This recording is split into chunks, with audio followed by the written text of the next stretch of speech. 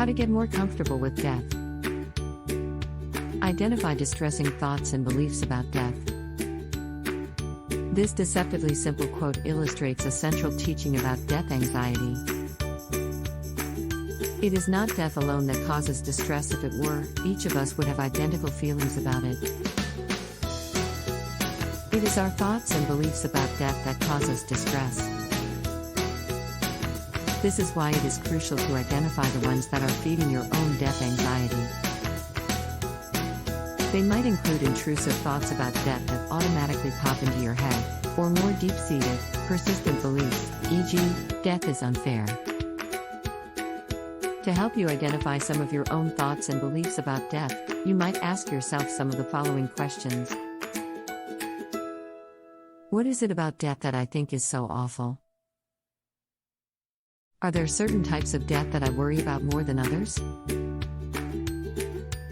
If I were to die, what do I think would be so bad about that? If someone I care about were to die, what would be so bad about that? Below are some examples of common thoughts that can play a role in death anxiety. Thoughts about your own death. E.g., it will be horrible to never think or feel again. If I die, my family would have nobody to care for them. I need to leave a legacy before I die. Thoughts about the dying process. E.g., dying will be very painful. I wouldn't be able to cope if I were diagnosed with a terminal illness.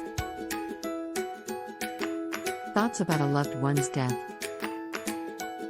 E.g., I would never recover if died. I couldn't cope with watching a loved one die. I have to preserve all the memories of my loved ones in case they die. Thoughts about needing certainty or control over death. E.g., I need to do everything I can to prevent death. It's up to me to keep my loved ones safe. I need to know for certain what happens after death. Thoughts about death as a whole. E.g., life is too short. People shouldn't have to die. Writing down some of your thoughts or beliefs about death is a useful first step before proceeding to the next stage. Scrutinize and challenge your death-related thoughts. Thoughts are not facts. Rather than buying into distressing thoughts unquestioningly, it is important to practice holding them at arm's length and looking at them through a skeptical lens. Once you have identified the thoughts about death that are feeding your anxiety, the next step is starting to challenge them. By beginning to challenge your thoughts rather than taking them at face value, you can start to drain some of the power out of them. This can help you to feel less troubled by the thoughts, particularly if you come to discover that they are exaggerated or unhelpful. There are a number of different questions you can ask yourself in order to challenge distressing thoughts about death. 1. What evidence do you have for and against the thought? 2. What would you tell a friend if they had the thought? 3.